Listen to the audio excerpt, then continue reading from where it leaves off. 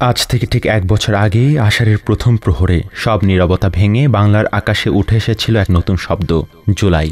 ঝরে পড়া পাতা যেমন বলে যায় পুরনো ঋতুর গল্প, তেমনি এই জুলাই বলে এক প্রজন্মের জেগে ওঠার মহাকাব্য। প্রিয় শ্রোতা, জুলাই বিপ্লব 2024 স্মরণে বাংলাদেশ বেতার ময়মনসিংহের বিশেষ আয়োজন রক্তাক্ত জুলাইয়ের দিনলিপি অনুষ্ঠানে আপনাদের সবাইকে স্বাগত জানাচ্ছি।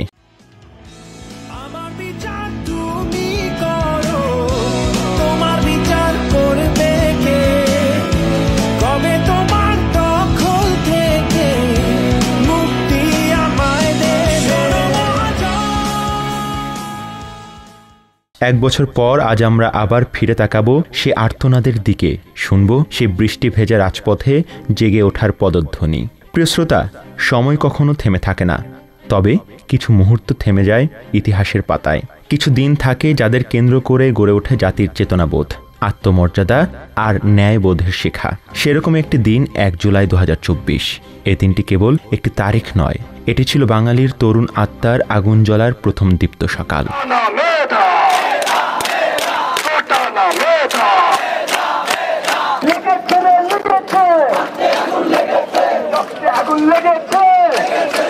যেখানে ছাত্রদের চোখে ছিল প্রতিরোধের ভাষা, কণ্ঠে ছিল ন্যায়ের আহ্বান, আর পথে ছিল বিদ্রোহের পদচিহ্ন। তবে এই আগুন হঠাৎ জ্বলে ওঠেনি। বছরের পর বছর চলে আসা কোটা বৈষম্যের যন্ত্রণা, মেধার অবমূল্যায়ন, অবিচারের দীর্ঘ নীরবতা, সব মিলিয়ে এক ক্রমস্ফীত ক্ষোভ জমেছিল ছাত্র জনতার মনে। সকলের কণ্ঠে একই উদ্বেগ, কেন একজন মেধাবী শিক্ষার্থী তার প্রাপ্য অধিকার পাবে না কেবল তার কোটা নেই বলে। আর এই প্রশ্ন থেকে জন্ম নেয় রক্তাক্ত জুলাই আন্দোলন।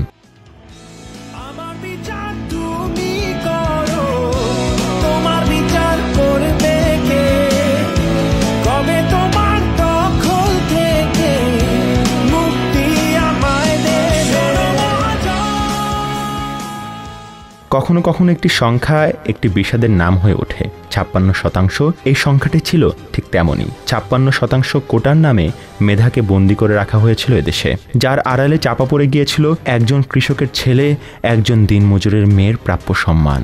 বাংলাদেশের সরকারি চাকুরিতে কোটা সংস্কার নিয়ে বিতর্কের ইতিহাস দীর্ঘদিনের। 2018 সালে আন্দোলনের মুখে বেশ কিছু কোটা বাতিল করলেও মুক্তিযোদ্ধার সন্তানদের জন্য সংরক্ষিত কোটা বিষয়টি রয়ে যায় বিতর্কিত অবস্থানে। 2024 সালের 5 জুন উচ্চ আদালতের এক রায়ে সেই কোটা পুনর্বহাল হয়, আর এই রায় ছাত্র সমাজের মধ্যে তীব্র প্রতিক্রিয়া সৃষ্টি করে। ওই দিন ঢাকা বিশ্ববিদ্যালয় কেন্দ্রীয় গ্রন্থাগারের সামনে জড়ো হন শিক্ষার্থীরা। শিক্ষার্থীদের কণ্ঠে ভেসে আসে বিভিন্ন স্লোগান, কোটা পদ্ধতি মানি না, হাইকোর্টের রায় মানি না। উচ্চ আদালতের একটি রায় যেন হঠাৎ গুলির মতো ছুটে এসে বিদ্ধ করেছিল শিক্ষার্থীদের মেধা, আশা ও ন্যায়ের বিশ্বাসকে। 5 জুনের রায়ের পর থেকেই দেশের নানা প্রান্তে ছড়িয়ে পড়ে বিক্ষোভ। প্রথমে ছোট ছোট প্রতিবাদ, তারপর ক্রমে তা গড়ে ওঠে একটি ঐক্যবদ্ধ স্রোতে। শিক্ষার্থীরা প্রশ্ন তোলে, যোগ্যতা কি এদেশে প্রাধান্য পাবে না? অভিভাবকের পরিচয়ের ভিত্তিতে কি একজন মেধাবী শিক্ষার্থীকে পিছিয়ে পড়তে হবে? আর এই প্রশ্ন থেকে জন্ম নেয় এক নতুন ছাত্র আন্দোলনের। নাম দেওয়া হয় বৈষম্য বিরোধী ছাত্র আন্দোলন।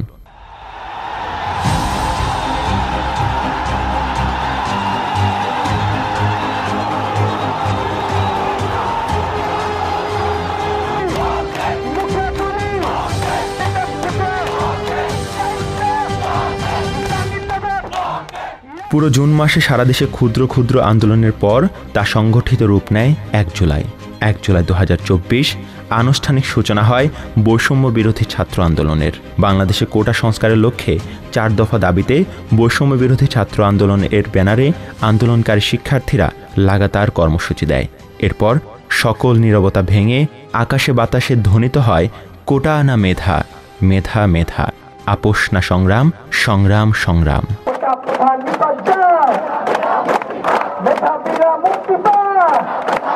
1 জুলাই 2024 সকালটা ছিল খুব সাধারণ, কিন্তু তার ভেতরে জমে উঠেছিল অসাধারণ কিছু।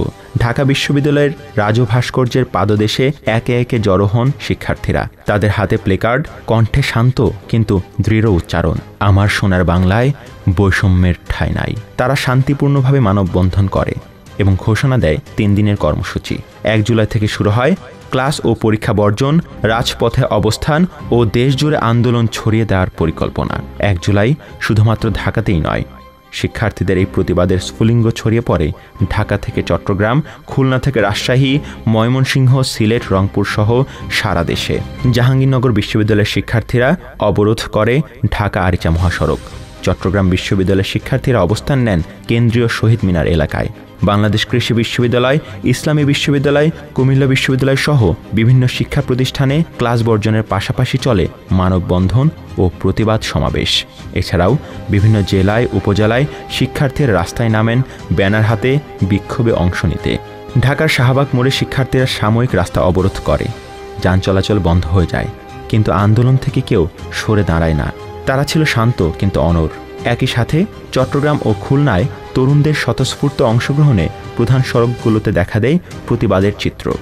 প্রিয় শ্রোতা, 1 জুলাই কেবল একটি আন্দোলনের সূচনায় ছিল না, এটি ছিল নতুন বাংলাদেশের জন্য এক চেতনার জন্মদিন। আজ 1 বছর পর ফিরে তাকিয়ে আমরা দেখি সেই প্রথম স্ফুলিঙ্গ, যা গড়ে তুলেছে 36 দিনের মহাকাব্য আর রচনা করেছে সম্ভাবনার এক নতুন ভূমি।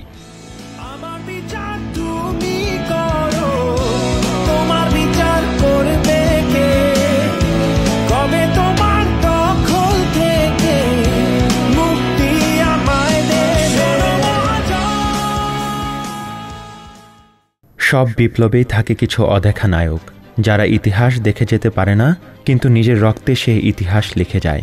শহীদ আনাস ছিল তেমনই একজন।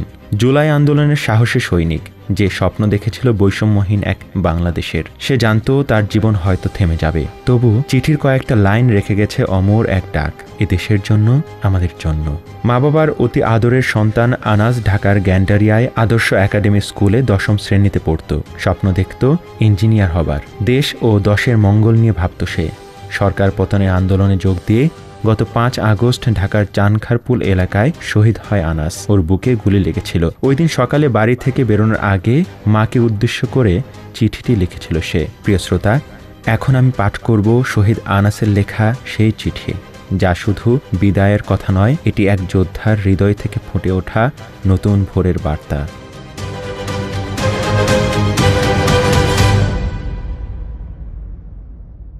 মা, আমি মিছিলে যাচ্ছি।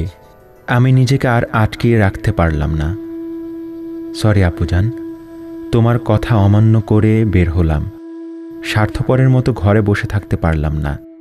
আমাদের ভাইরা আমাদের ভবিষ্যৎ প্রজন্মের জন্য কাফনের কাপড় মাথায় বেঁধে রাজপথে নেমে সংগ্রাম করে যাচ্ছে। অকাতরে নিজেদের জীবন বিসর্জন দিচ্ছে।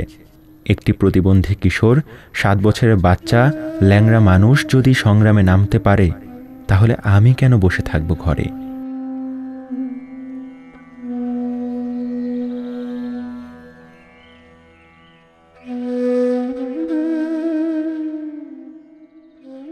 একদিন তো মরতেই হবে, তাই মৃত্যুর ভয় করে স্বার্থপরের মতো ঘরে বসে না থেকে সংগ্রামে নেমে গুলি খেয়ে বীরের মতো মৃত্যু অধিক শ্রেষ্ঠ। যে অন্যের জন্য নিজের জীবনকে বিলিয়ে দেয়, সেই প্রকৃত মানুষ। আমি যদি বেঁচে না ফিরি, তবে কষ্ট না পেয়ে গর্বিত হয়েও জীবনের প্রতিটি ভুলের জন্য ক্ষমা চাই।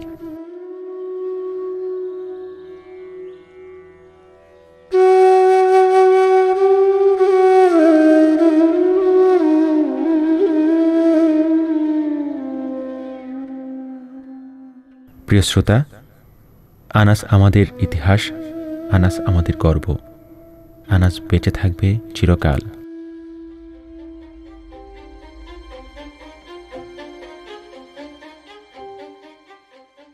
আজকের দিনটি ছিল এক সুরভিত পত্রের মতো, যার প্রতিটি অক্ষরে লেখা ছিল স্বপ্ন, শোক আর সংগ্রাম। প্রিয় শ্রোতা, আজ বিদায় নিচ্ছি। কাল আমরা আবার ফিরব জুলাই বিপ্লবের আরেকটি অধ্যায়ে, যেখানে অপেক্ষা করছে আগুনের জলছবি, যেখানে প্রতিটি কিশোর কিশোরীর মুখে ফুটে উঠবে নতুন দিনের প্রতিজ্ঞা। জুলাই দিনলিপি চলবে যতদিন না সমতার সূর্য এই ভূখণ্ডে প্রতিটি হৃদয়ে আলো ছড়ায়। ঝরনার মতো চঞ্চল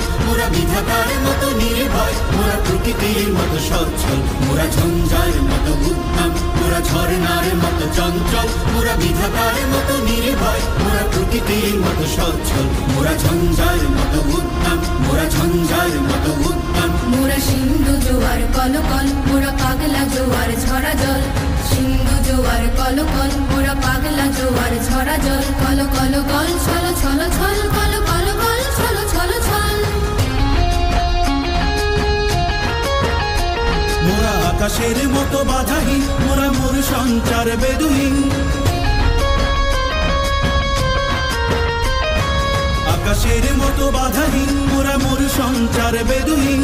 বন্ধনহীন জন্ম স্বাধীন চিত্ত মুক্ত শতদল, মোরা বন্ধনহীন জন্ম স্বাধীন চিত্ত মুক্ত শতদল। মোরা ঝঞ্ঝার মতো উদ্যম, মোরা ঝর্ণার মতো চঞ্চল, মোরা বিধাতার মতো নির্ভয়, মোরা প্রকৃতির মতো সচ্ছল। মোরা ঝঞ্ঝার মতো উদ্যম, মোরা ঝঞ্ঝার মতো উদ্যম। কারা রইল কপাট, কারা রইল কপাট, ভেঙে ফেলবার রেলপাট, রক্ত জমাট শিকল পূজার পাষাণ বেদি। ওরে ও তরুণ ঈশান, ওরে ও তরুণ ঈশান, আজা তোর প্রলয় নিশান, ধ্বংস নিশান, উডুক প্রাচীর প্রাচীর বেদি। কারা রইল কপাট, কারা রইল কপাট। বলবীর বল উন্নত মম শির, শির নেহারি আমারি নত শির ওই শিখর হিমাদ্রির। বলবীর বল মহাবিশ্বের মহাকাশ ভারী, চন্দ্র সূর্য গ্রহ তারা ছাড়ি, ভোলক দোলক গোলক ভেদিয়া, খোদার আসন আরশ ছেদিয়া, উঠিয়াছি চির বিস্ময় আমি বিশ্ব বিধাত্রীর।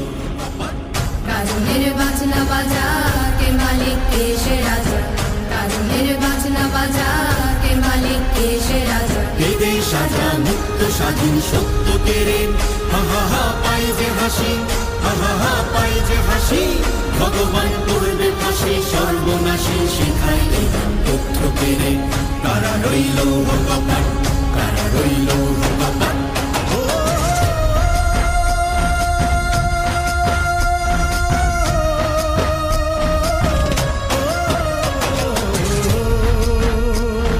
জীবন কাটে যুদ্ধ করে, প্রাণের মায়া সঙ্গ করে, জীবনের সাথে নাহি পা